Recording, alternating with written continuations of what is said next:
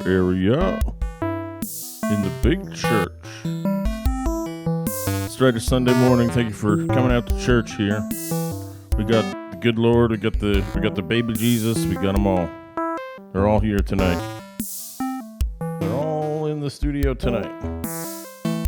We got the saints. We got the sinners. We got them all, baby.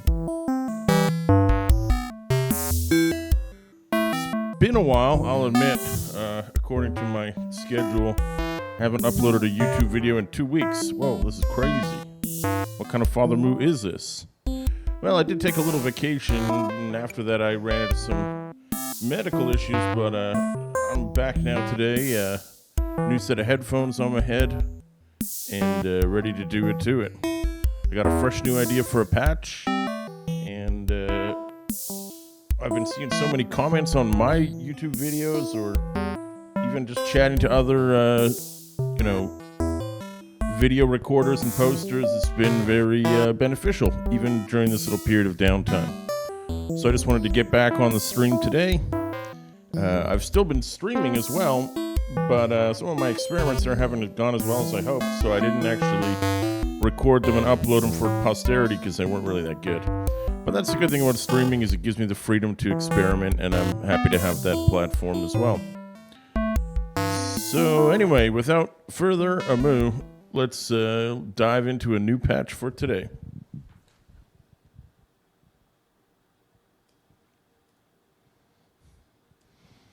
Okay, so what's our concept on the board today? Pretty, well, I wouldn't say it's super new, but I wouldn't say it's super derivative either.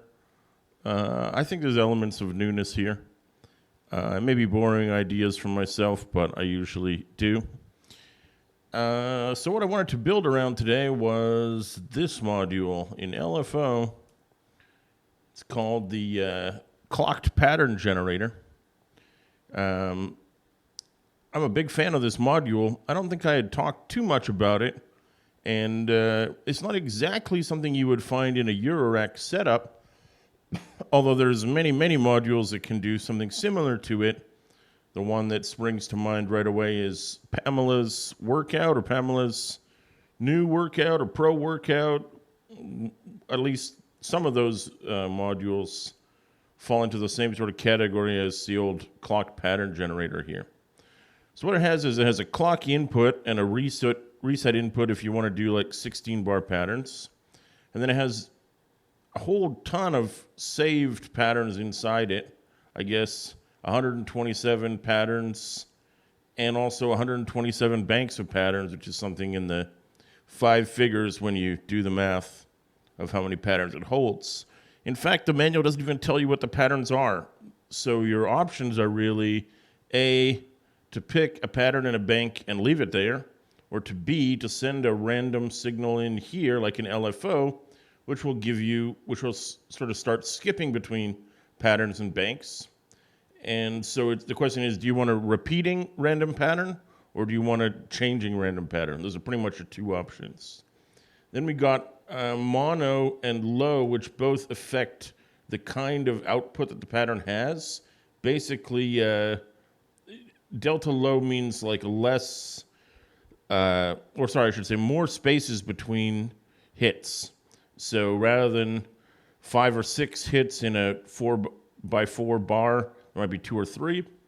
And mono means, I forget what that one's for, but it also sort of reduces the complexity of the output, I believe.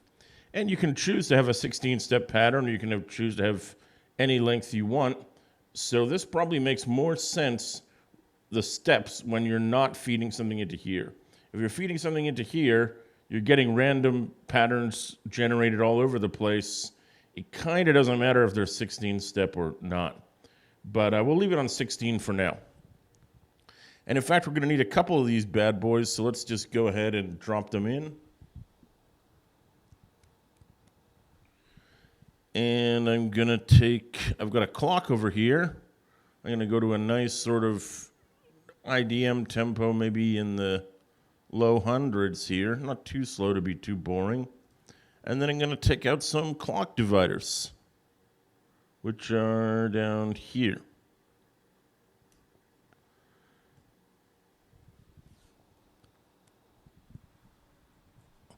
So a clock divider does exactly what you'd think it does. If this one is giving me 4 on the floor and feed it into 2, it's going to go half the speed. So instead of 108, it's going to be 54. And if you divide it by 4, it's going to be a quarter of the speed, which would be 54 cut in half is 26 BPM. So basically, you can have an output here of 108, here of 54, and here of 26, which are very, very slow by most people's standards. So that is kind of what I was going for in my mind today. I said I was going to have these 3 pattern generators. And I was going to keep one on the root tempo, one divided by 2 and one divided by 4. I don't think we need the resets right now. They've all got the same pattern and bank right now, but it's not exactly what I need, so I'm going to randomize these numbers up a little bit. But I'm going to leave them on 16 steps, and I'm not going to feed them any random voltage now, so they will be repeating patterns. And I think I probably want delta low for all 3 of them as well, so let's do that as well. So that's the first part of my plan, these 3 clocked pattern step generators. Clocked pattern generators is what they're called. Let's put them over here, and I don't know if I can fit it. I'm going to try and fit some sequencers in here.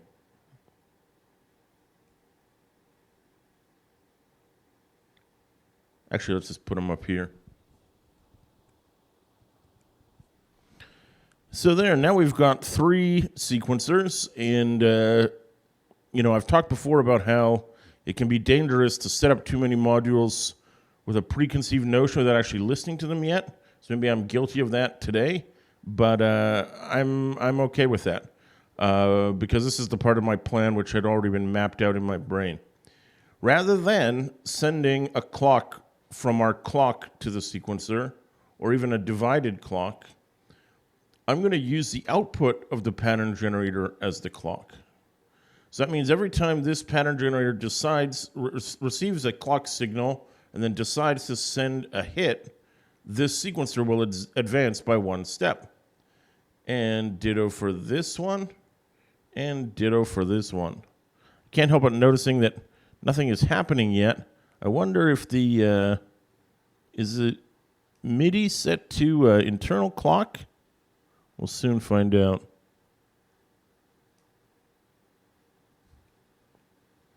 Yeah, there's an internal clock.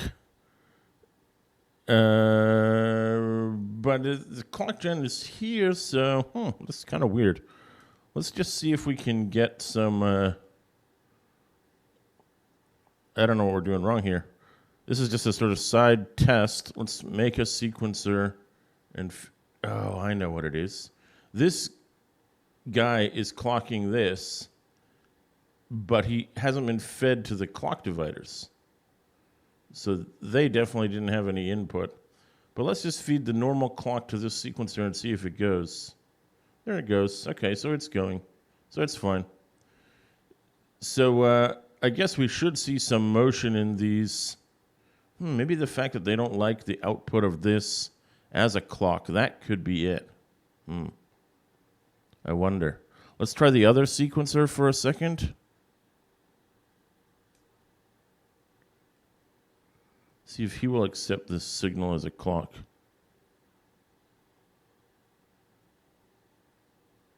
Oh, this guy's going. So I don't know why this guy's not going.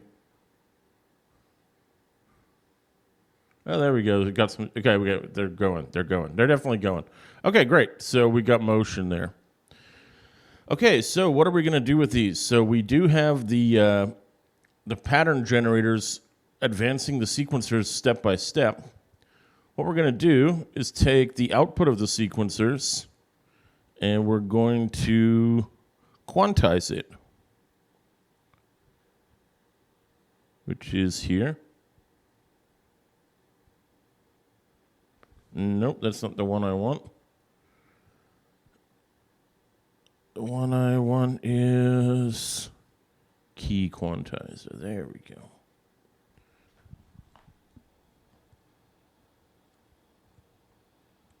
These are taking up a bunch of real estate, but I think laying them out like this will make a little bit more sense. So each of these sequencers can have a random sequence. But rather than just being random annoying notes, by feeding them to a quantizer, I turn them into much more palatable to listen to. So for example, this one I'm going to do it in C major, so let's do C, D, E, G. I promised myself I would do something different today, so this one is going to be C, D, G, and B flat. Whoa, crazy. And this one is going to be E, G, A. Yeah, and I'll leave C in there as well. So we're going to drop these down to 32, keep them more reasonable.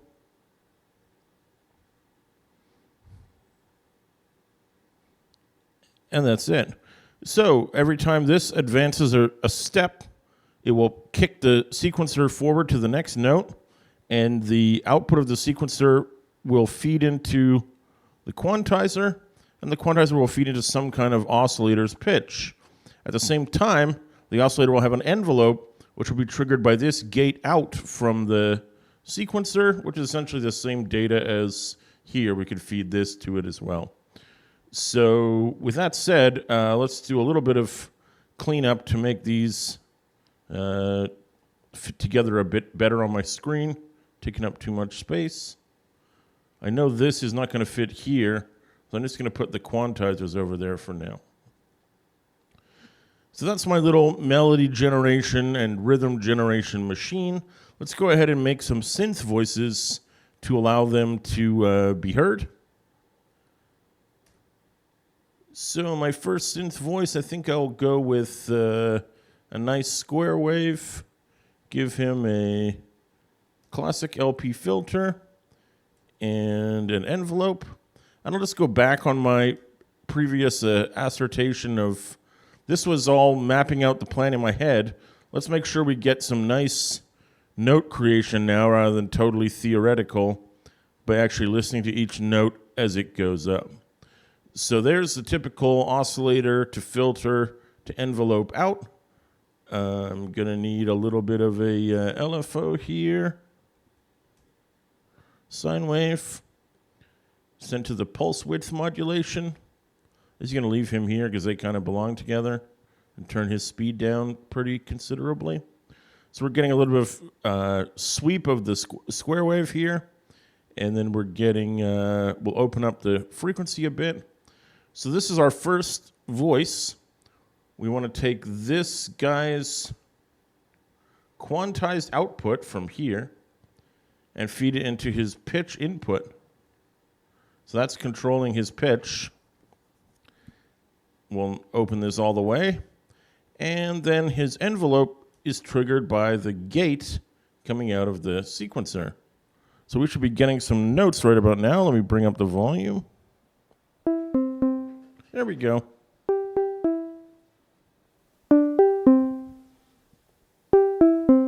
Good.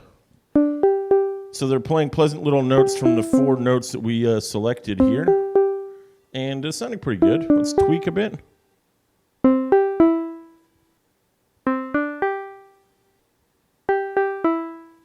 Yeah, you can hear that sweep.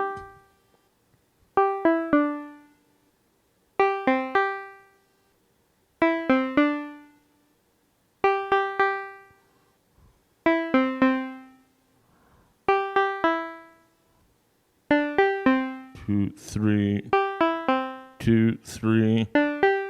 So that's the sort of repeating pattern that we heard here. It's a little bit more repetitive than I thought. I just turned the low button on, but that gave me not enough notes. So I think I'm going to open up all 3 of the delta switches from low to high. So yeah, that's our first voice. I'm going to build a surprisingly simplistic second voice here. And I'm going to use the percussion oscillator. So this guy already has his envelope built in. Let's take his pitch input from our second sequencer. This is the one that has the B flat in it.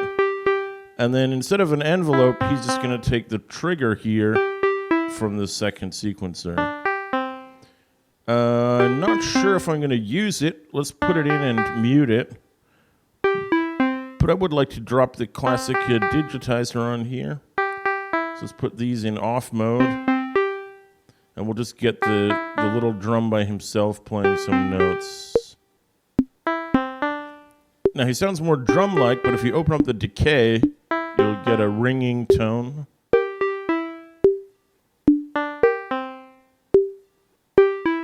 Let's try dropping this guy an octave down.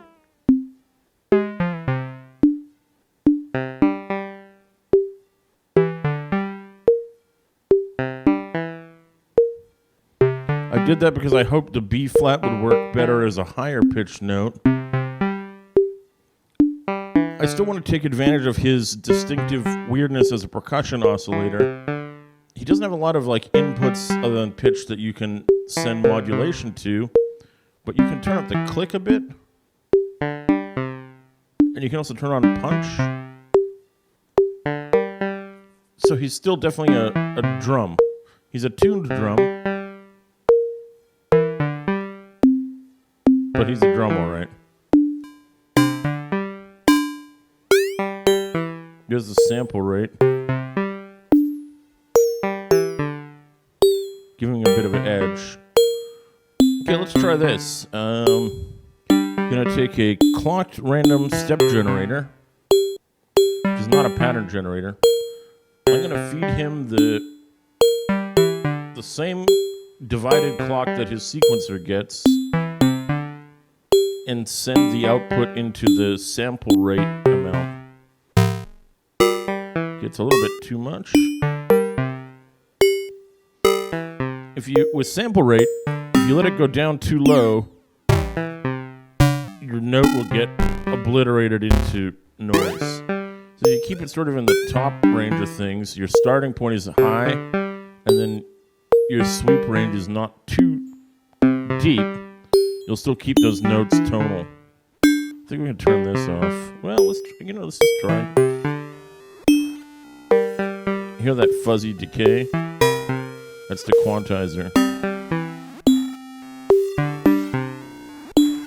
It's a bit much though.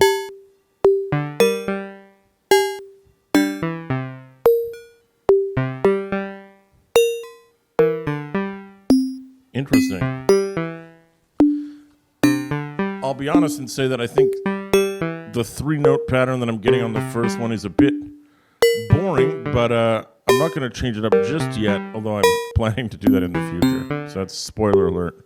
Let's get a third voice going. I told myself in my brain I was going to do a FM voice, but I'm kind of hearing maybe this.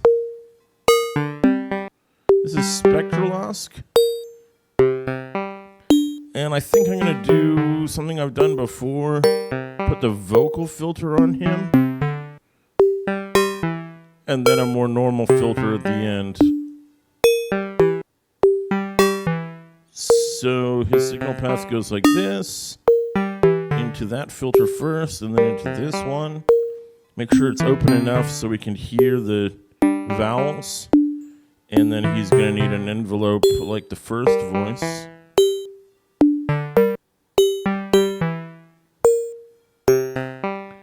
And he goes into channel 3. Okay, good. And as before, we turn the pitch input up all the way. We connect him to the third quantized thing. And my other guys are at E3 and E4. Let's try him at E2, but it might be too low for its own good.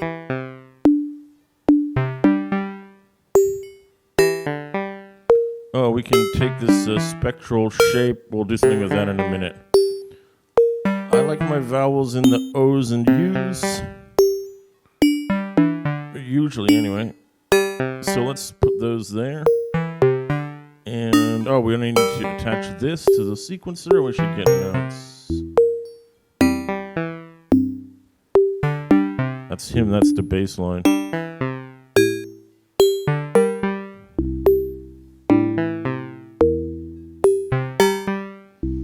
So since we know he's been divided by 4 and has the slowest tempo, we can open up his decay and let his notes ring out a bit longer. It's a nice bass tone. It's not very exciting. I think I'm going to do some trickery here now.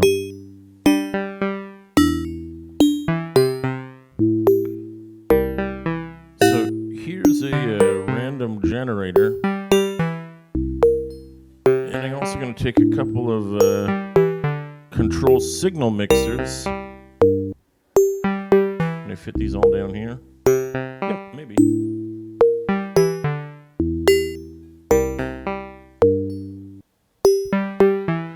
Okay, so first I'm going to take that random LFO and feed the vocal filter frequency with it.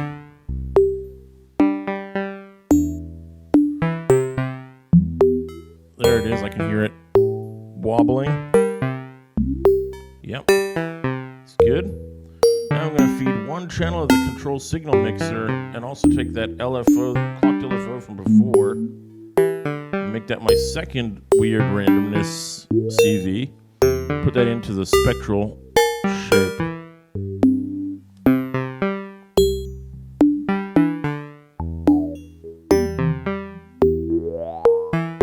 Yep, that's weird, all right. And for the third one, let's take this sine wave oscillator that we used for voice 1, put him in here, and mix him with this random guy again.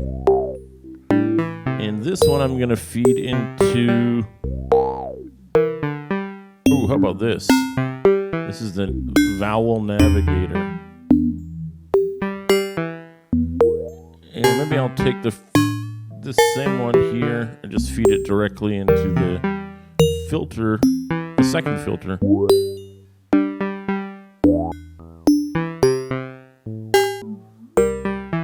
that's weird. I wonder if I feed this into there. Probably not too much of it.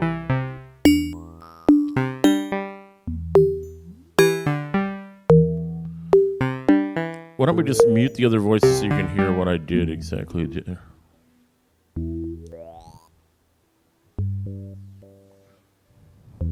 It's a little on the quiet side even. But there's nice and weird modulation going on there.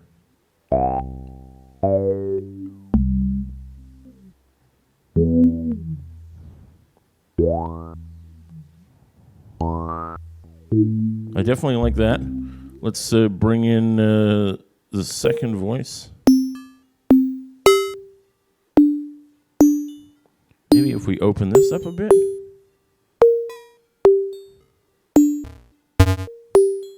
There's a nice weirdness note for you. I was liking the modulation that the bass line had, and I wanted to make sure the other voices had modulation too.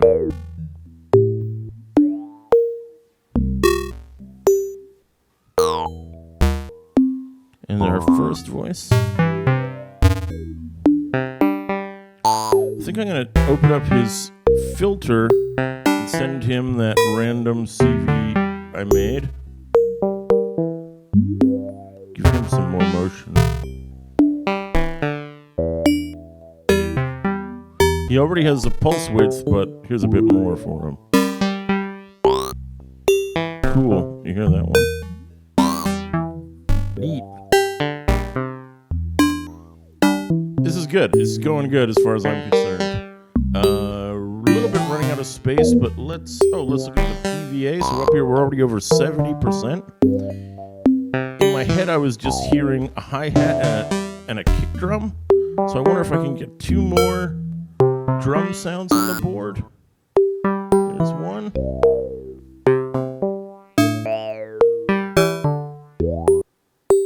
And we're at 95.5. That's good. Can we get a, let's see, I was going to say a sequencer, 1.7%. I'm going to feed him off the main clock, and if I don't like that, I'll use one of the divided clocks instead. So here's a nice boring little pattern on the kick drum.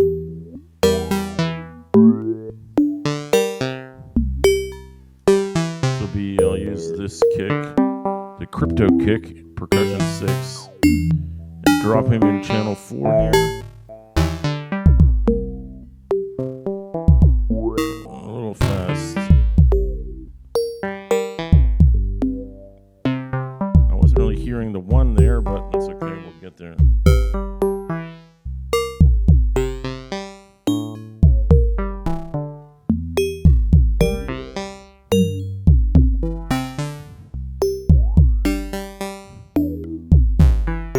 Just 1.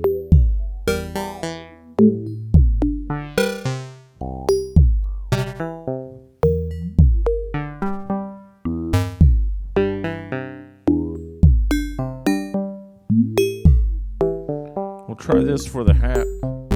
I was thinking of using another clock pattern generator, but we may be running out of processing power.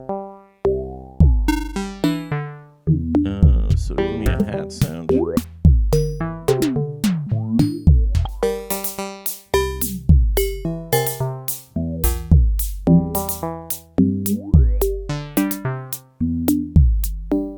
Yeah, that's not cool.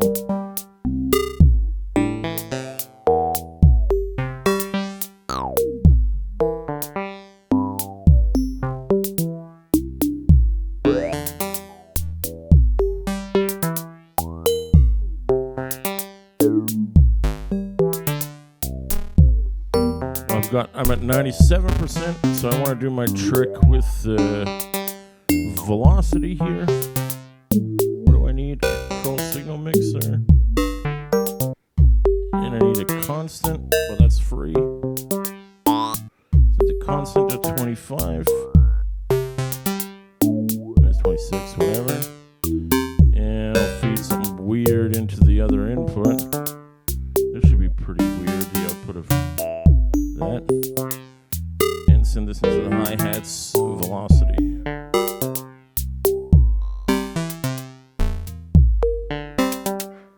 Good, that's good. I'm gonna see if I can fit it in. So we're at 97.3. Can I buy one more clocked pattern generator? 2.3. I think I can buy it. Nice, I bought it. Same clock. Let's adjust his patterns a bit here. And instead of this boring input for the hi-hat from the sequencer, we're going to send him that pattern gen.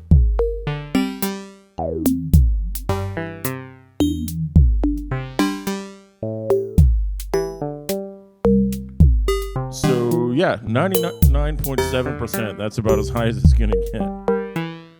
So we got those 3 random voices. We got the kick, which is just on a 4-bar loop. What if we made him a 5-step loop? That might be fun. Let's just do this.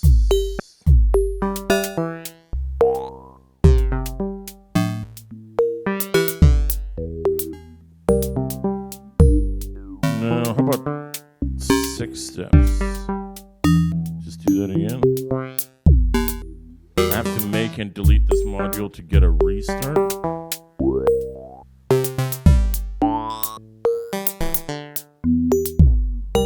I think I liked it at 16. Let's just do some undo levels here.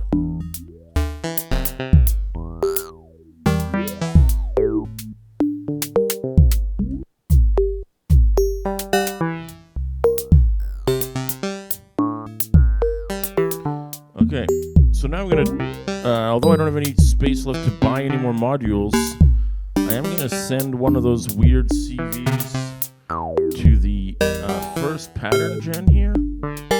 As I said, I didn't like his same 3 notes repeating all the time.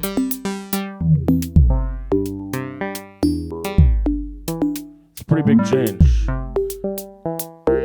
Good thing is, I didn't actually do anything to the pattern of the bank that are preset. If I don't like it, I can just take it out again. Let's try it.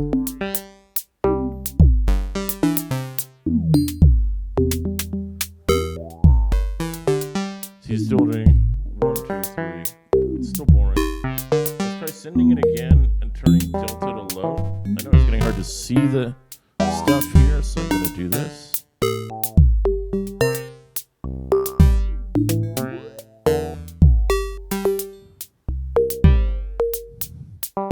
Let's try maybe sending this randomness to this pattern. And finally this randomness to this pattern.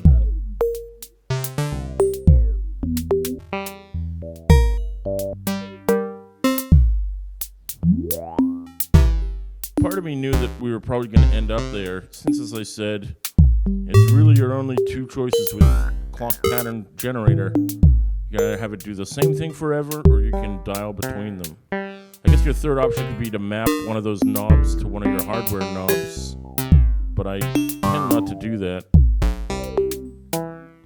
because you'd be scrolling through patterns that you have no way of knowing what they are, so...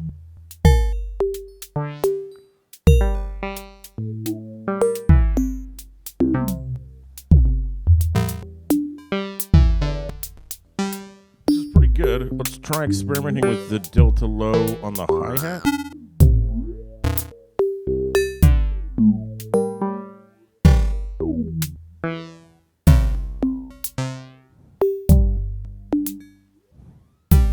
I'll try another hi-hat, or sorry, another kick drum.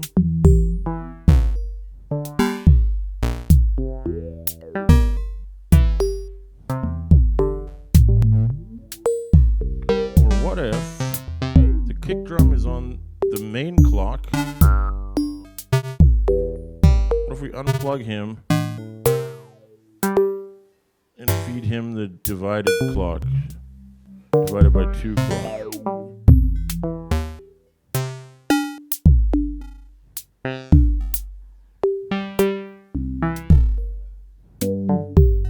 I think that's better.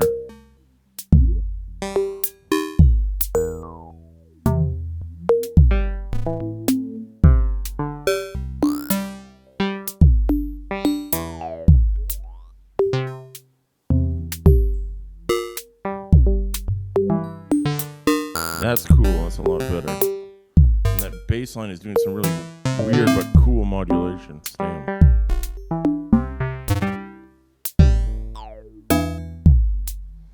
So there you have it. 3 completely randomized voices, which are tonal and in the same key. And 2 drum voices, one of which is on a loop, but the other of which is running on a random pattern. Well, I guess I should be feeding this guy something random as well. Let's feed him that. So the hi-hat is always changing as well. That's actually even better. There you go. Glad I remembered to do that.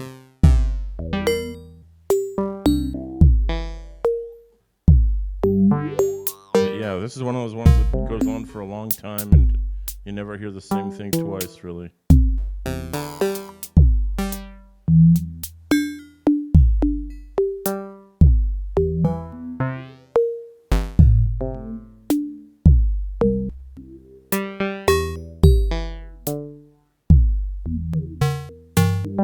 That's cool. I dig it. So yeah, let's go ahead and save this bad boy. Looks like we're done. Is it just me, or is this a longer than usual patch session from the old Father Moo here? Maybe it's because it's been a while since I've been at it. And we are only on patch number 13 of this new year, even though we're in May. That's not good from my point of view. I gotta get more on the board. So, what should I call this one? I'm gonna call this one Divide Down, which is a sort of it's a synth term. Mostly it's related to the clock dividers in the process. We have a clock, and this one is divided down, and this one is divided down. That's not what it usually refers to in synths, but it doesn't really matter. Sound cool. Yeah. Anyway, so thanks so much for tuning in again. It's been great to be back on the virtual boards here. And even if I go away from YouTube for a bit, don't give up the old Father Moo. As long as the Nord Micromodular keeps working, I'll keep on cranking them out. Don't you worry. So thanks again to all the commenters, all the various parasocial relationships I've made on YouTube. I appreciate all of them. And what can I say except I'll be back with more sooner rather than later. Thank you for stopping by on Sunday. We know you have a choice of which church to pray at. We appreciate you praying at the Church of Father Moo and friends. So much love from Jesus and the Lord to you, and we'll see you next Sunday. Peace.